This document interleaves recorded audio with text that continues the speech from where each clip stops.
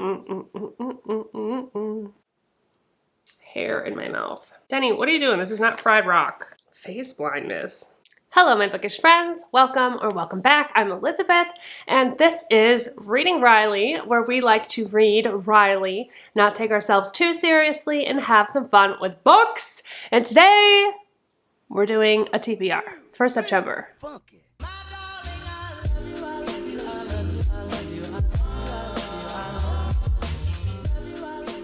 Most of the time, what I talk about here is thrillers, some horror, every once in a while some fantasy, some sci-fi, some romance. If you want to see more of that, then go ahead and hit that subscribe button. And for those of you who are subscribed, I appreciate you sticking with me on this book journey.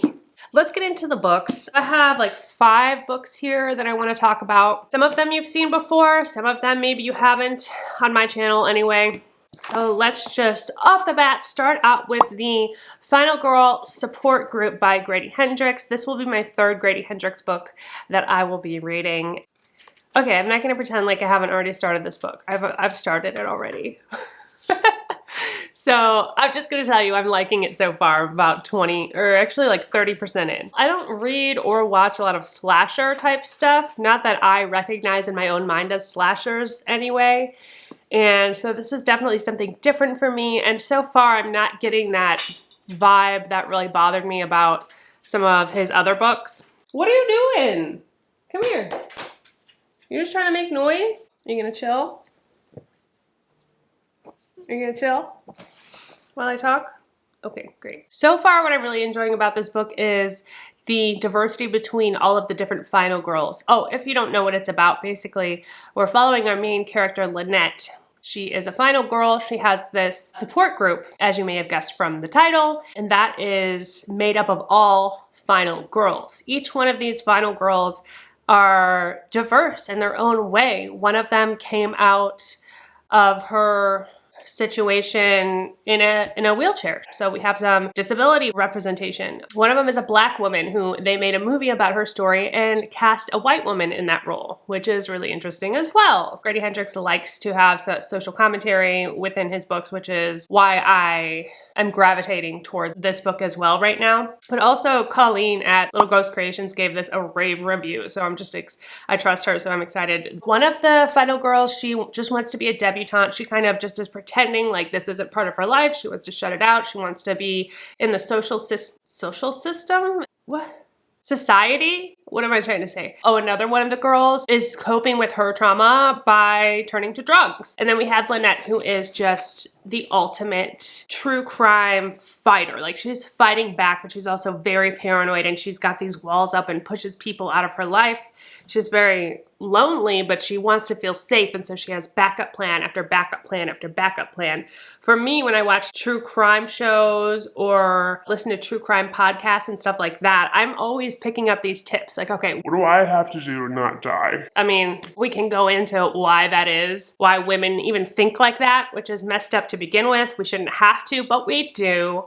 So let's be real. But I am really enjoying Lynette's character just from the get-go. Let's talk about the first line of the book. Denny, what are you doing? This is not fried rock. Okay, he's being emo. That's fine.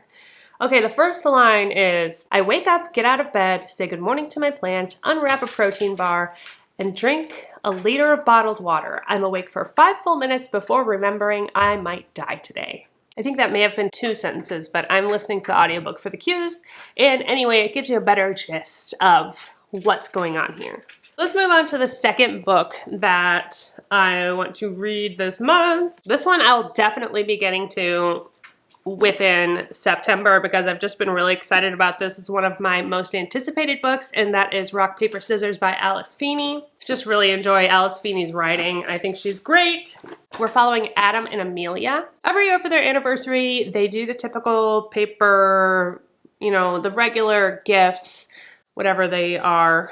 She also writes Adam a letter every year, but she doesn't let him open it until now. Adam is a writer, and apparently, I think he's a writer. He gets caught up in his work. Amelia feels unseen, but not just unseen in the sense that you might think, also in the sense that she's literally unseen by her husband because he has face blindness.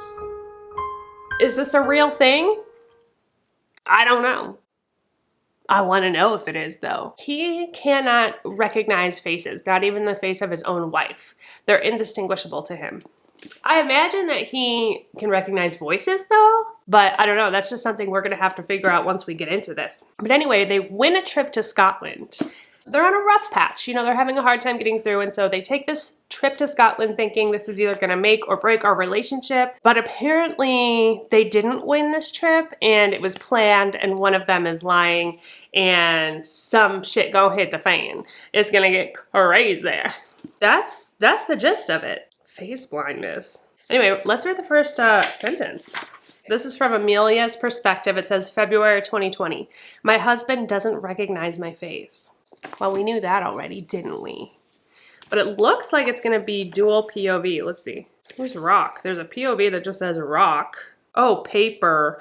Oh, how cute. Okay, classifying the years by the gift of the anniversary thing. So there's a chapter called Rock, called Paper. We do have Adam's perspective too. So we're going back and forth between Adam and Amelia's perspective. Leather. I'm gonna stop now. Alice Feeney, that also was my book of the month choice this month. All right, the next book I want to get to is another new release that I've just gotten, and that is My Heart is a Chainsaw by Stephen Graham Jones. This one I'm really excited for. I read The Only Good Indians recently and just fell in love with his really unique his really unique perspective on writing. This is definitely a longer book for him. You know, he writes a lot of novellas. This is just under 400 pages. So we're following Jade Daniels. She's a high school senior. She is obsessed with horror movies, horror genre, horror everything. She knows it all. And she lives in this town called Proof Rock, up on a mountain in Idaho, alongside Indian Lake, home to both Camp Blood, which was the site of a massacre 50 years ago, and as of this summer, Terra Nova, a second home celebrity Camelot, being carved out of a national forest. What does that even mean? Second home celebrity Camelot. Okay, so like an area of town. Second home though. So it's some like celebrity area where a bunch of celebrities live, I guess.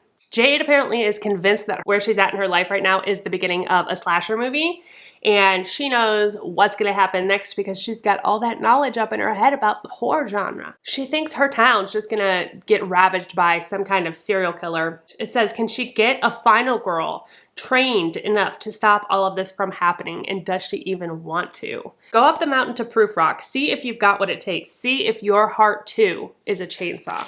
I think Stephen Graham Jones is very well versed in this kind of stuff, so I'm excited. First line, it says night school at the top here.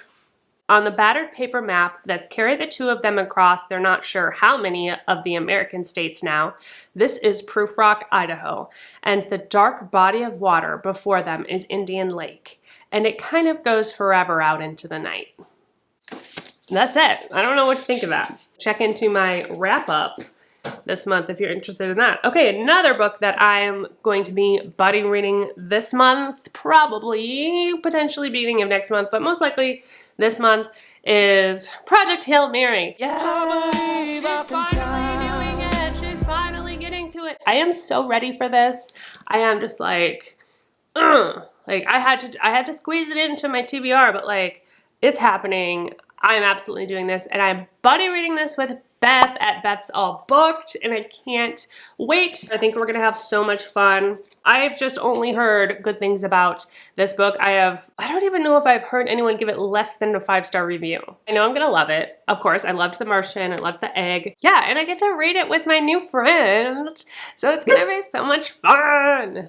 So anyway, yeah, this is about Ryland Grace, and he is a lone astronaut in space. If you don't know somehow, you still don't know what this is about. It's a sci-fi book. He's a teacher, just living his life, just like hanging out, living, and then he wakes up and he's in outer space, and everybody else on the ship with him is dead.